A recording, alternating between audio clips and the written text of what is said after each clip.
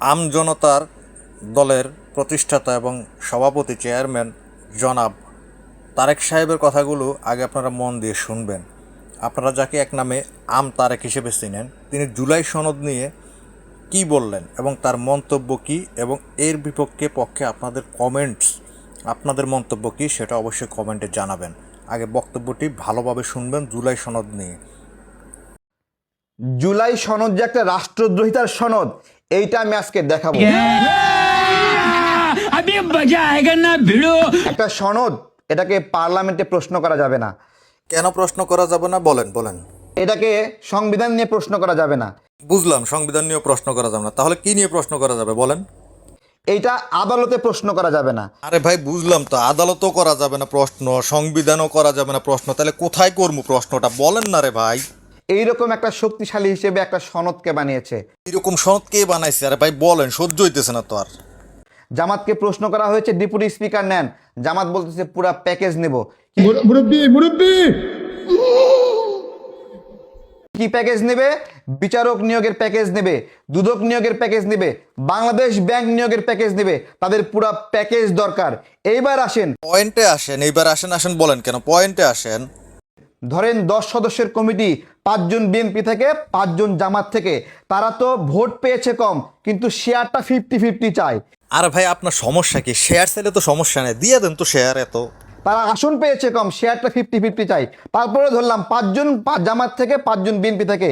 সেই কমিটি কোনোদিন একটা চেয়ারম্যান নিয়োগ দিতে ঐক্যমতে আসবে কিনা?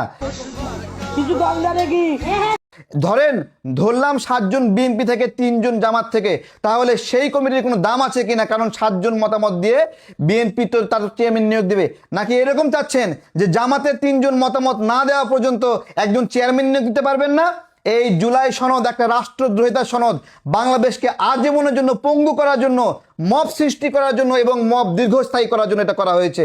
যেদিন শপথ গ্রহণ অনুষ্ঠান হয়, 2টা শপথের আয়োজন করেছে, ওইটা ছিল আরেকটা মবের ষড়যন্ত্র। ধন্যবাদ জানাই যে সেই মবের ষড়যন্ত্রে বিএনপি পা দেয় নাই। আজকে জুলাই সনদকে বলতেছে আদালতে প্রশ্ন করা যাবে না। দেখেন কি একটা ব্যবস্থা করেছে। একটা দপ্তর সরকার চালাতে পারবে না সঠিকভাবে, জায়গায় জায়গায় বিরোধী দলকে দিয়ে বাধা দিবে। আচ্ছা, আমার একটা কথা, এইটা কি গণতান্ত্রিক? বাংলাদেশের জনগণ ভোট দিয়ে পাঠালো একটা দলকে, তারা সরকার চালাবে, সেইখানে এই সকল নিয়োগ নিয়ন্ত্রণ করবে বিরোধী দল। তাহলে একটা কাজ করেন, জনগণ ভোট দিয়ে পাপ করছে, জনগণের সেই পাপের ফসল হিসেবে সব কিছু একবারে বিরোধী দলকে দিয়ে দেন। নামে সরকারি দল থাকবে কিন্তু সব চালাবে বিরোধী দল। এই যদি হয় জুলাই সনদ, তাহলে এই জুলাই সনদকে আমরা গণতন্ত্রের পরিপন্থী বলবো কিনা, গণতন্ত্র ধ্বংসকারী বলবো কিনা, জনগণের আকাঙ্ক্ষার পরিপন্থী বলবো কিনা, সেইটা আপনাদের কাছে জিজ্ঞাসা করছি। যে একটা ডক্টর ইউনূস মবের শাসন করছে, বাংলাদেশকে দীর্ঘস্থায়ীভাবে মবের মধ্যে ঢুকায় গেছে কিভাবে, আজকে আপনারা সেটাই দেখেন। তার চেয়ে গুরুত্বপূর্ণ এই যে সনদ, এইটাকে 72-এর সংবিধানকে চ্যালেঞ্জ করার জন্য তারা ব্যবহার করতে চায়। তাদের কথাবার্তা আগে পিছে আপনারা দেখেন, প্রত্যেকটা জায়গায় 72-এর সংবিধানকে তারা ধ্বংস করতে চায়। তাই যদি হয়, তাহলে আমাদের এই মুক্তিযুদ্ধের উপরে জায়গা দিতে হবে এই সনদকে। এটা কি রাষ্ট্রদ্রোহিতা নয়? জনগণ ভোট দিয়ে একটা পার্লামেন্ট বানিয়েছে, সেই পার্লামেন্টের চেয়ে এই সনদকে জায়গা দিতে হবে। তাহলে এটা একটা রাষ্ট্রদ্রোহিতা নয়? খুব সূক্ষ্ম ও সুকৌশলভাবে আমাদের সংবিধান, আমাদের পার্লামেন্ট, আমাদের যে মুক্তিযুদ্ধ সব কিছুকে অকার্যকর করে জুলাই সনদকে এমন একটা জায়গায় তুলতে চায় যেটাকে নাকি আদালত প্রশ্ন করতে পারবে না। তার চেয়ে গুরুত্বপূর্ণ, বাংলাদেশে নিবন্ধিত 63 রাজনৈতিক দলের মধ্যে অধিকাংশ দল এই সনদে স্বাক্ষর করেনি। যেহেতু অধিকাংশ দল স্বাক্ষর করেনি, তাই এটা অধিকাংশ দলের সনদ নয়। এবং এইটা বাংলাদেশের অধিকাংশ জনগণ এটার পক্ষে হাঁ দেয়নি।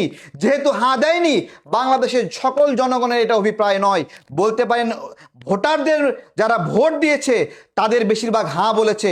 হ্যাঁ, যেই ব্যক্তিগুলো ভোট দিতে যায়নি তারাও জুলাই সনদকে সমর্থন করে না, এবং যেই ব্যক্তিগুলো না ভোট দিয়েছে তারাও জুলাই সনদকে সমর্থন করে না। তাহলে যারা ভোট দেয়নি এবং যারা না বলেছে, বাংলাদেশের বেশিরভাগ জনগণ এই জুলাই সনদকে সমর্থন করে না। সেই সনদকে আপনি বলছেন আদালত প্রশ্ন করতে পারবে না, সংবিধানের চেয়ে গুরুত্বপূর্ণ 72-এর সংবিধানের বিকল্প। তাহলে এইটাকে আমি বলবো এইটা জুলাই সনদ না, এটা একটা রাষ্ট্রদ্রোহিতার দলিল ছাড়া কিছু নয়।